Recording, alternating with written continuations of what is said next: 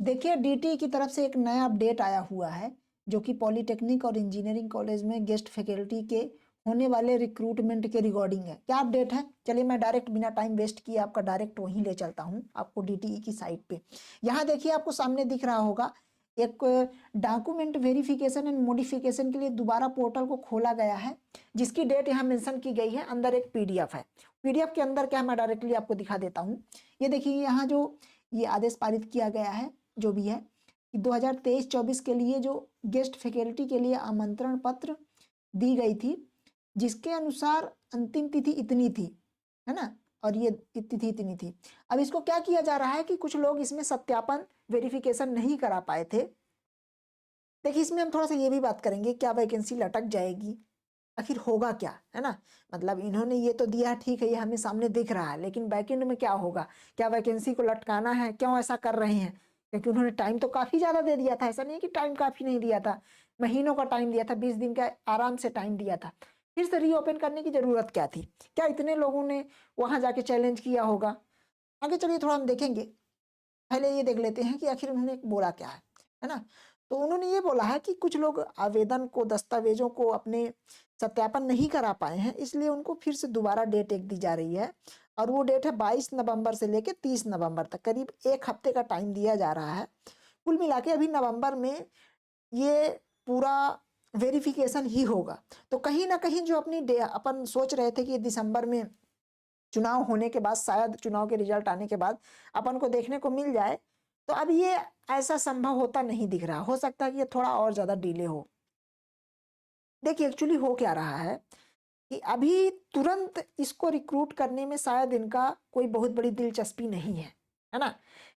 नहीं, कोई बहुत बड़ी ऐसी बात नहीं है कि काफी लोगों का इसमें मतलब कि छूटा हुआ था, बहुत सारे लोगों ने नहीं किया। कुछ लोग हाँ हैं, कुछ लोग हैं जिनको छूट गए थे, जिनको पता नहीं था, उन लोगों ने मेल किया होगा डिपार्टमेंट को, या फिर वहां से बातचीत करने की कोशिश की होगी। कुछ लोग मेरे संपर्क में भी ऐसे थे कि जिनको पता नहीं चला था। आप लोगों के लिए मौका है, आप लोग करिए। तो सबको कुछ नहीं करना, देखिए रीअपडेट नहीं करना। अगर आपको कोई गलती है, एक बात और है कि अगर आपके फॉर्म में कुछ गलतियां रही, कुछ लोगों ने अपने फॉर्म में कुछ गलतियां कर दी थी, तो आप इसको क्या कर सकते हैं कि फिर से इसको मॉडिफाई करके और रीअपडेट कर सकते हैं, है ना, और रीवेरीफाई जाके करवा सकते हैं। अगर आपके साथ ऐसा हुआ है तो आप तुरंत जा करके और अपने नियर बाय पॉलिटेक्निक या इंजीनियरिंग कॉलेज में जा करके वहां करवा लीजिए। पहली बात तो ये है, ठीक। अगर किसी का नहीं हुआ है तो वो अपना जाके करवा ले, उसके लिए तो बहुत अच्छा ऑप्शन मिल गया है ना। तीसरी बात जो सबसे इंपॉर्टेंट बात है कि कहीं ये वैकेंसी लटक तो नहीं जाएगी।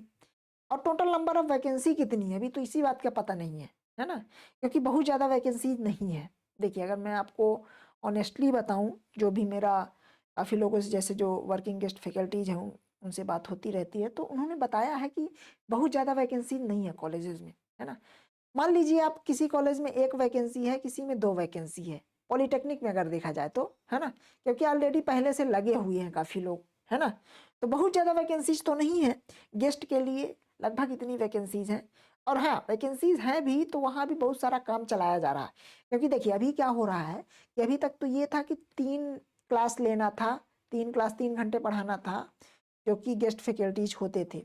अभी क्या है कि अभी इनसे 4 घंटे का भी टाइम लिया जा सकता है। अभी जो नया रूल आया है, जिनमें इनकी सैलरी लगभग 50K कर दी गई है, तो उसमें अब इनका टाइमिंग डिसाइड कर दिया गया है कि आपको ज़्यादा टाइम देना है, मतलब आपको 10 to 5 देना है तो देना है ना। तो हो सकता है कि यही लोग काफ़ी ज़्यादा पूर्ति कर लें, है ना, इसलिए हो सकता है। क्योंकि वैकेंसीज देखिए हैं, अगर हम ओवरऑल वैकेंसीज की बात करें तो लगभग 1000 वैकेंसी है ना, जो कि परमानेंट की पोस्ट आने वाली थी, जो कि इसको अभी रोक दिया गया था कुछ कारणवश, लेकिन वैकेंसीज हैं। तो अभी करेंटली कितनी निकाली जाएंगी, इसके लिए आप लोग, कुछ लोगों ने हालांकि इसमें आरटीआई लगाया हुआ है, आरटीआई का उनकी तरफ से जवाब नहीं आया है। और लोग भी, आप लोग आरटीआई लगाइए, जितने लोग हो सके सभी लोग आप लोग आरटीआई डालिए। आरटीआई डालने में कोई गुरेज नहीं होना चाहिए। आरटीआई लगाइए, वहां से आप पता करिए, री अपील में डालिए, है ना, अपील कीजिए, वहां से री अपील कीजिए, हमारे क्वेश्चन का रिप्लाई करिए पहले, है ना। आप तो आपने वैकेंसी निकाल दी, आपने ये अभी नहीं बताया कि टोटल नंबर ऑफ वैकेंसीज कितनी है, जबकि सबसे पहले जानने का आपका ये हक है कि कितनी वैकेंसीज है। उसके अकॉर्डिंग फिर आप डालिए अपना चॉइस फिलिंग। काफी लोग ऐसे अंधे में तीर चला रहे हैं, अंधेरे में तीर चला रहे हैं, इससे क्या होगा। आपको कहीं दूसरी जगह मिल जाएगा, किसी बहुत ही दूर आपको मिला तो क्या मतलब, उतनी दूरी तो आप जाके कर नहीं पाएंगे, है ना।